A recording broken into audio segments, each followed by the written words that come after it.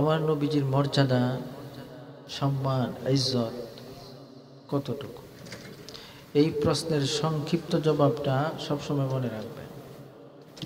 সংক্ষিপ্ত জবাব মনে রাখবেন, এরপরে সারা জীবন ব্যাখ্যা শুনেন। কিন্তু মূল কথা যেটা, সেটা হচ্ছে আল্লাহ তামাম মাখলুকাতের মধ্যে আমার নবীকে সবচেয়ে বেশি সম্মান দিয়েছেন। আল্লাহর পরেই আমাদের নবীজির মর্যাদা, বলেন সুবহানাল্লাহ। এই সংক্ষিপ্ত জবাবটা মনে রাখবেন। আমার নবীর চেয়ে কোনো মাখলুকের ইজ্জত বেশি নয়, আল্লাহর পরেই আমাদের নবীজির মর্যাদা। তামাম মাখলুকাতের মধ্যে জিন্দা নবী হজরত মুহাম্মদুর রাসূলুল্লাহ সাল্লাল্লাহু আলাইহি ওয়াসাল্লাম মর্যাদার দিক দিয়ে সর্বশ্রেষ্ঠ। মনে থাকবে না ইনশাআল্লাহ? ভাইরা আমার, তো এই প্রসঙ্গে আমি আরেকটা কথাও বলতে চাই, সেটা হচ্ছে উম্মত হিসাবে নবীজির ইজ্জত আমাদের জানার কেন দরকার? নবীর শানের আলোচনা উলামায়ে কেরাম কেন করে? নবীর শান সম্পর্কে আলোচনা করা কেন দরকার? এই জবাব জানার দরকার। আমি একটা উদাহরণ দিই। নবীর ইজ্জত শানের আলোচনা আমাদের বোঝাটা দরকার কেন? একটা উদাহরণ দিই, তাইলে বুঝবেন। মনে করুন 2.5-3 বছরের একটা বাচ্চা। এই বাচ্চাকে বাবা কোলে নিছে। তো এই বাচ্চাটা কি করবে? বাবার কোলে ছোট্ট বাচ্চা উঠেছে, বাবার মুখে খামচি দিব, কানে টান দিব, চুলে টান দিব, দাড়িতে টান দিব, এই ধরনের কাজগুলো করতে থাকে। মহব্বতের কারণে বাবা এগুলার উপর কোনো রাগ করবেন না, ওনার ভালোই লাগবে। ছোট্ট বাচ্চার এই সমস্ত কাজগুলো পছন্দই লাগবে, আদরের সাথেই হাত সরাবেন। কিন্তু বাচ্চা তো এগুলো করবে, কোনো সময় কানে ধরবে, চুলে ধরবে, দাড়িতে ধরবে, খামচি দিবে, থাপ্পড়ও মারতে পারে, এগুলো করে। এই বাচ্চাই যখন বড় হয়ে যায়, তখন নিজে এগুলা করা দূরের কথা, অন্য কোনো মানুষও যদি তার বাবার দিকে আঙ্গুল তুলে কোনো কথা বলে, তার বাবার দিকে চোখ তুলে তাকায়, তাহলে এই বাচ্চা বাবার জন্য জান দিতে রাজি হয়ে যায়। আগে নিজেই কানে ধরে টানলো, চুলে ধরে টানলো, দাড়িতে ধরে টানলো, খামচি মারলো, থাপ্পড়ও মারলো, বুকের উপর বসে গেল, লাফ দিল, এগুলো করলো। আর পরে অন্য কেউ যদি বেয়াদবি করে, অন্য কেউ আঙ্গুল তুলে কথা বলে, চোখে চোখে তাকিয়ে কথা বলে, বেয়াদবের মতো কোনো কথা বলে, তাইলে বাবার জবাব দেওয়ার আগে ছেলে লাফ দেয়, প্রয়োজনে প্রাণ দিতে রাজি হয়। এই ব্যবধানটা কেন হলো? আগে ছেলে যে এই ধরনের কাজ করলো, পরে সে বাবার জন্য পাগল কেন হয়ে গেল? এই কেনর জবাব হলো, আগে এগুলা করছে, বাবার ইজ্জত বুঝতো না। আগে ইজ্জত না বুঝার কারণে নিজে এগুলা করছে। আর বড় হওয়ার পরে বাবার মর্যাদা, ইজ্জত, সম্মান বুঝার কারণে নিজে তো এগুলা করা দূরের কথা, কেউ সামান্যতম কিছু করতে চাইলেও প্রয়োজনে জান দেওয়ার জন্য রাজি হয়ে যায়। ভাইরা আমার, এখান থেকেই বুঝতে হবে আমরা আমাদের নবীজির উম্মত। আমরা যদি নবীর মর্যাদা বুঝি না, তাহলে আমরা নবীজির শানে নিজেই বেয়াদবি করব, নবীজির মর্জির খেলাফ, নবীজির কথার উল্টা, নবীর তরিকার উল্টা আমরা নিজেই চলব, নিজে এমন কিছু করব, এমন কথা বলবো যে এই সমস্ত জিনিসে নবীর ইজ্জত নষ্ট হবে, নবীজির ইজ্জতে আঘাত আসবে, নিজের মাধ্যমে এগুলো হয়ে যাবে। ইজ্জত না বুঝলে এটা হবে। আর যদি নবীজির শান ভালো করে আমরা বুঝতে পারি, তাহলে নিজের মাধ্যমে তো এগুলো হবেই না, অন্য কেউ যদি আমার নবীর মর্যাদার উপর আঘাত করে কোনো কিছু করতে চায়, তাইলে আমাদের অন্তরের মধ্যে এমন ভাব তৈরি হবে যে যেই নবীর শানে বেয়াদবি করুক, কোনো খাতির নাই, তার দাঁত ভাঙ্গা জবাব দেওয়ার জন্য আমরা রেডি হয়ে যাব। তো ব্যবধানটা এখানে, ইজ্জত না বুঝলে নিজেই বেয়াদবিতে লেগে যাবে। আর ইজ্জত যদি ভালো করে বুঝতে পারেন, তাইলে অন্য কেউ আপনার কারণে বেয়াদবির সাহস করতে পারবে না। সেজন্যই নবীজির শান, ইজ্জত, মর্যাদা, সম্মান, এটা আমাদের খুব ভালো করে বোঝার দরকার। এর কারণেই উলামায়ে কেরাম এই প্রসঙ্গে খুব আলোচনা করে, যাতে আমরা বিষয়টা বুঝতে পারি। আর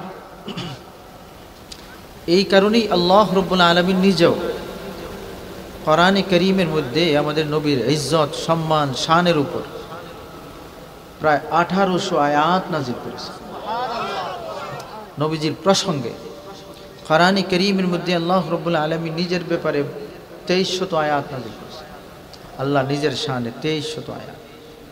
সব নবী মিলাইয়া, আমাদের নবী ছাড়া বাকি যত নবী আছেন সমস্ত আম্বিয়ায়ে কেরামের প্রসঙ্গে আল্লাহ তাআলা 2200 আয়াত নাজিল করেছেন।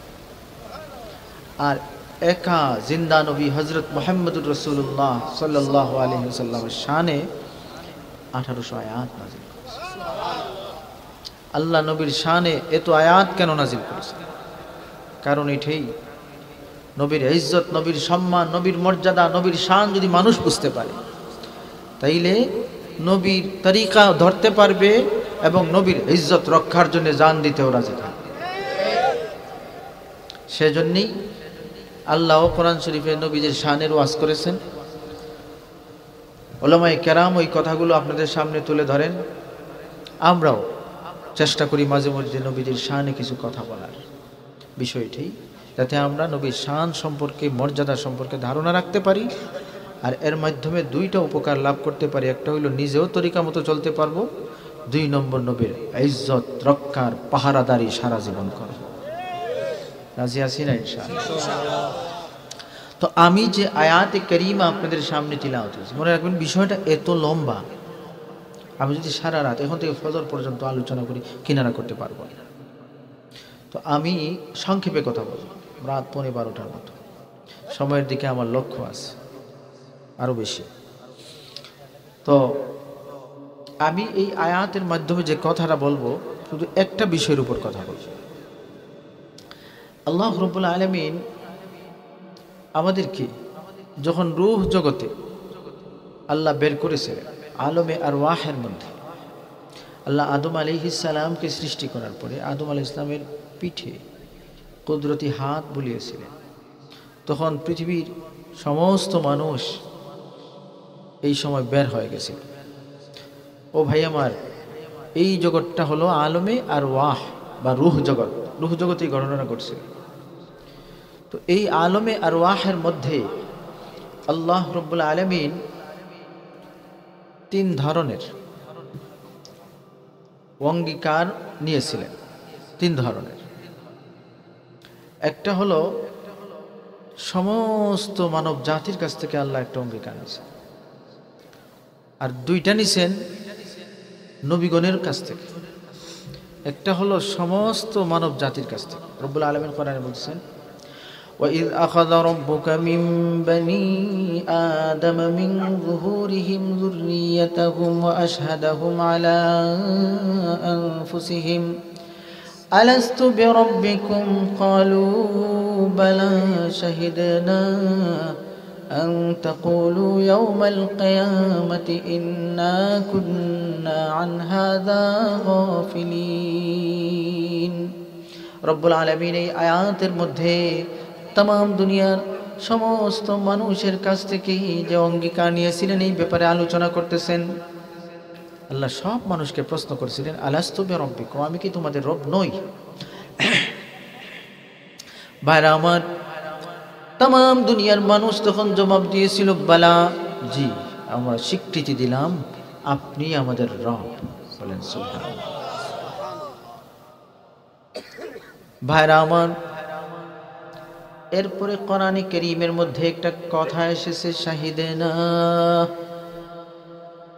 আমরা সাক্ষী থাকলাম। এরপরের কথাটা কি? আমরা সাক্ষী থাকলাম। মানুষকে প্রশ্ন করছেন, আমি কি তোমাদের রব নই? সব মানুষ বলল, জি, আপনি আমাদের রব। এরপরে শব্দটা কোরআনে কারীমে শব্দ হলো শাহিদ না। এই শাহিদ নার অর্থ হলো আমরা সাক্ষী থাকলাম। এটা নিয়ে মুফাসসিরিনে কেরামের মধ্যে আলোচনা হয়েছে। আমরা সাক্ষী থাকলাম, কারা সাক্ষী থাকলো? এই কারা, এরা কারা? তো এই আমরা সাক্ষী থাকলাম, এর আমরা কারা, এটা নিয়ে বিভিন্ন কথা আছে। এর মধ্যে একটা কথা হলো, সমস্ত ফেরেশতারা ওই সময় বলেছিলেন, মানুষ যে আপনার রব মানছে এটার সাক্ষী আমরা হইছি। অন্যান্য আরও কথাও আছে। এর মধ্যে একটা কথা হলো, আমরা সাক্ষী থাকলাম কথাটা কে বলেছে? ফেরেশতারা বলেছে। এই কথাটা মনে রাখবেন। আল্লাহ রাব্বুল আলামিন নিজের ব্যাপারে যখন মানুষের কাছ থেকে অঙ্গীকার নিলেন, সাক্ষী রাখলেন কাদেরকে?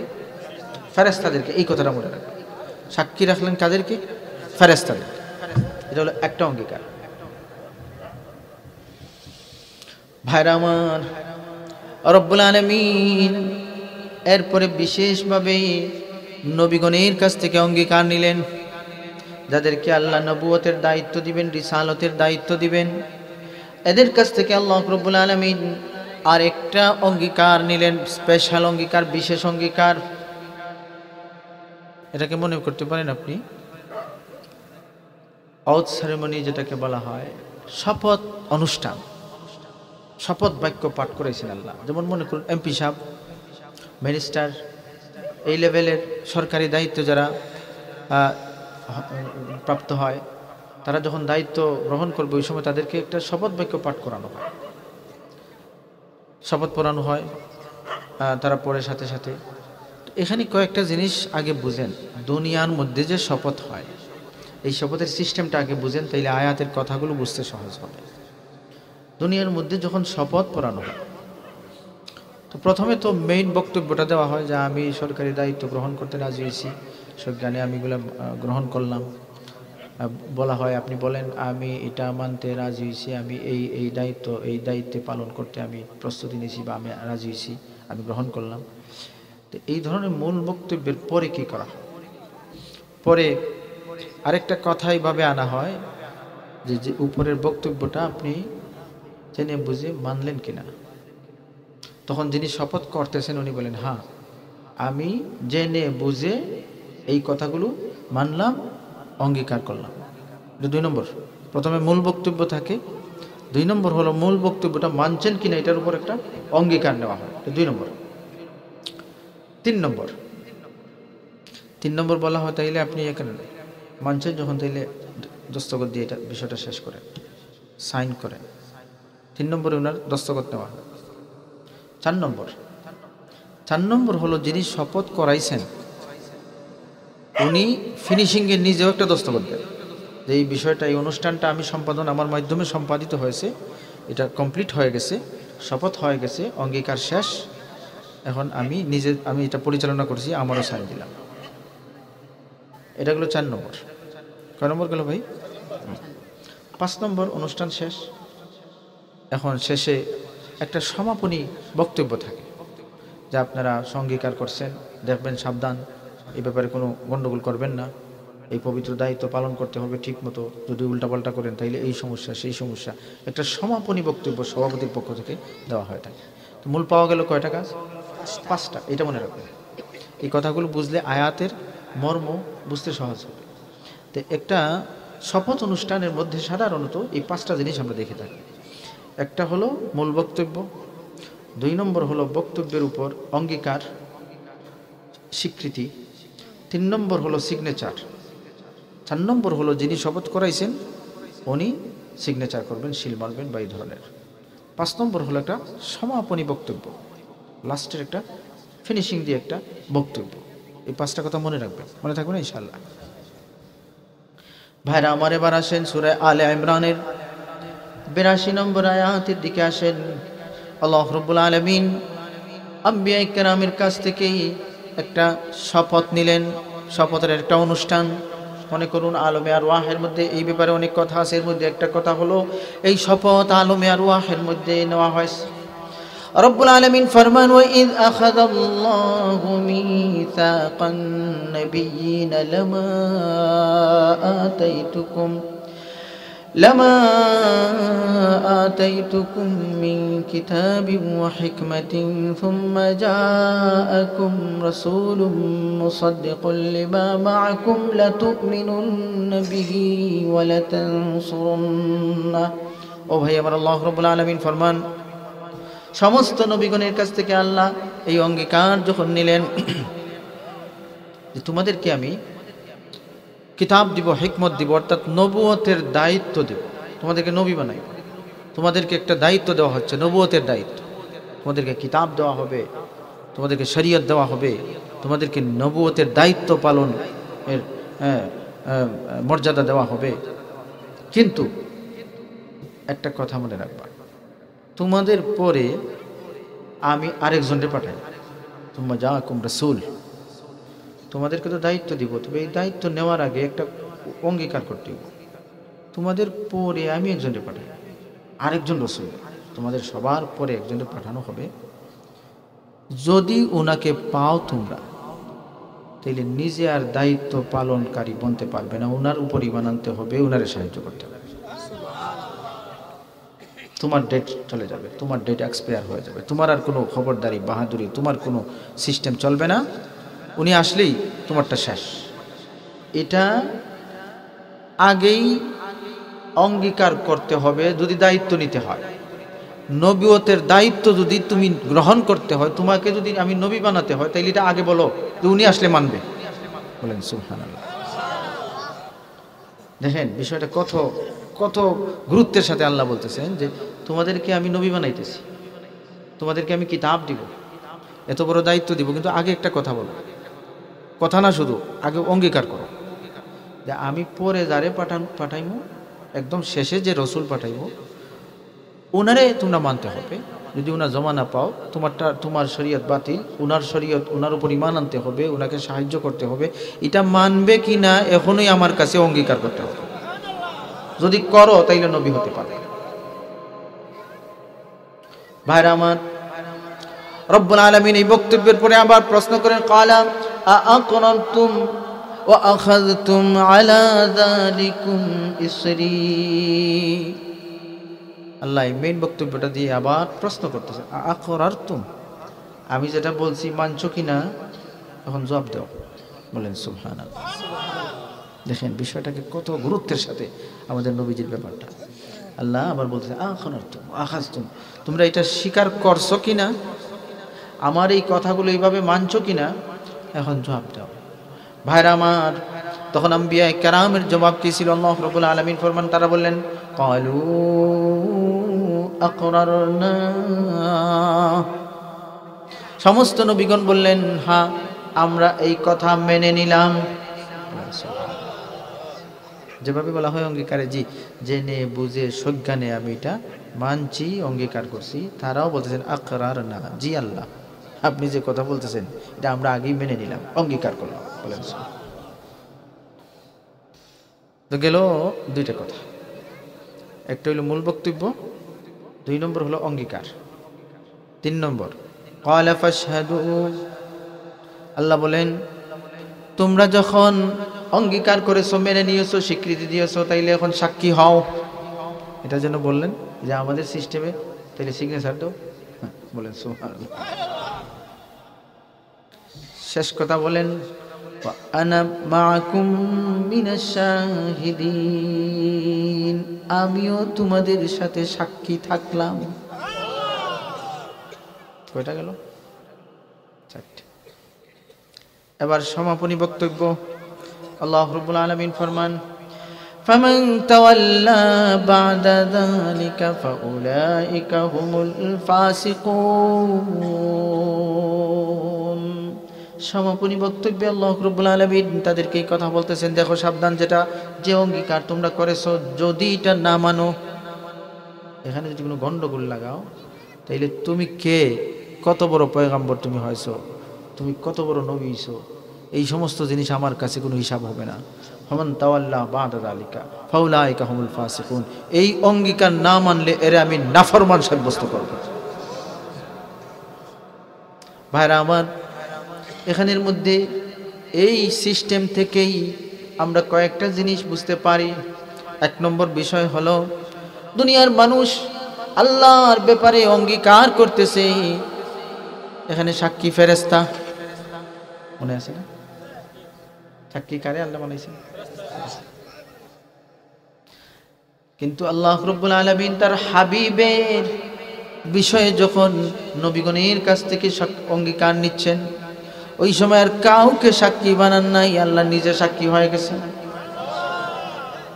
আল্লাহ বলেন আমিও তোমাদের সাথে সাক্ষী। বলেন নিজের ব্যাপারে ফেরেশতাদেরকে সাক্ষী বানাইছে। ফেরেশতারা সাক্ষী, শাহিদ না। তারা বলছেন হ্যাঁ আমরা সাক্ষী।